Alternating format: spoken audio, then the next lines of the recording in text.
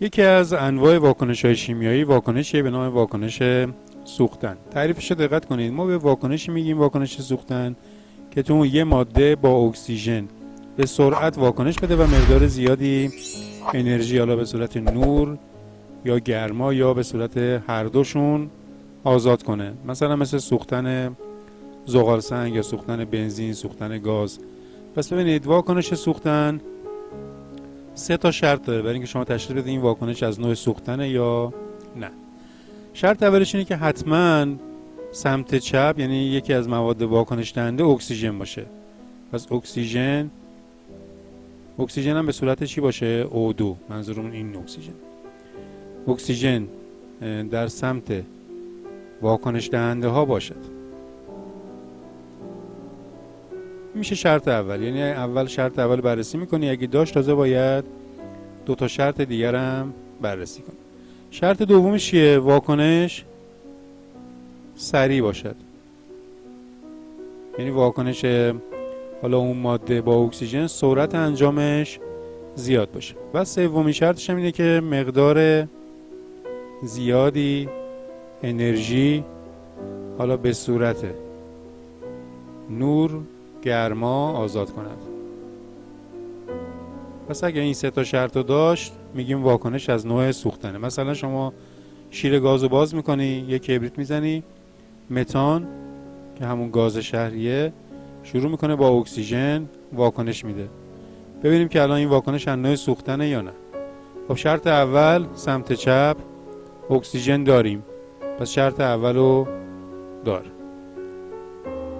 شرط دوم واکنش باید سریع باشه. خب به محض اینکه شما کبریتو میزنی، گاز اکسیژن شروع میکنه با گاز متان واکنش میده، یعنی واکنشش سریعه، پس شرط دومم داره.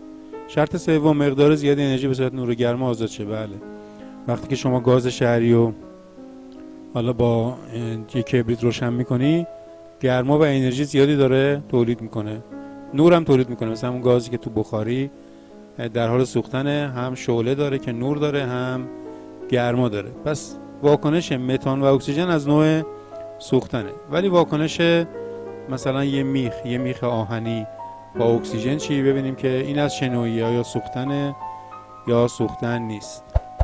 خب شرط اول رو بررسی کنیم. شرط اول میگه که حتما باید سمت واکنش دهنده اکسیژن باشه. خب میبینیم که O2 در سمت واکنش دهنده یعنی سمت چپ وجود داره، پس شرط اول رو دار. شرط دوم واکنش سریعه. آیا واکنش مثلا یه میخ با اکسیژن سریعه؟ شما به مثل اینکه میخو در معرض یا یه تیکه آهن رو در معرض اکسیژن قرار بدی، واکنش بینشون رخ میده؟ نه. شما یه میخو اگه توی محیط مرطوب بذاری ممکنه یه هفته بکشه تا زنگ بزنه یا چند روز بکشه، پس واکنشش سریع نیست. همین که سریع نیست میگیم دیگه سوختن هم نیست دیگه. انرژی هم آزاد نمیکنه، یعنی اون صورتی که شما بتونیم حس کنی که مقداری انرژی به صورت گرما آزاد شده، زنگ زدن آهن اون مقدار انرژی رو آزاد نمیکنه. پس شرط دوم و سوم نداره. ما به واکنش آهن و اکسیژن سوختن نمیگیم، ولی به واکنش متان و اکسیژن میگیم سوختن. حالا واکنش سوختن به خصوص برای سوختهای فسیلی 2 دستن. یکی سوختن کامل و دیگری سوختن ناقص. این 2 تا سوختن یه فرقی با هم دارن. اول تعریف سوختن کامل رو بگم خدمتون. خب سوختن کامل میگه اگه هنگام سوختن سوخت فسیلی مقدار اکسیژن کافی باشد، یعنی مقدار اکسیژن به مقدار کافی وجود داشته باشه، سوختن از نوع کامله و 2 تا فراورده هم حتما تولید میکنه. یکی کربن دی اکسید، یکی هم بخار آبه. حالا چیزهای دیگه هم ممکنه تولید شه، ولی این 2 تا حتما تولید میشه. پس اگه مقدار اکسیژن کافی باشد، سوختن از نوع کامله و گازهای کربن دی اکسید و بخار آب تولید میشوند. ولی این سوختن ناقص ببینیم چیه. میگه اگه در هنگام سوختن سوخت فسیلی مقدار اکسیژن کافی نباشه، یعنی کم باشد، اون موقع بهش میگن سوختن ناقص.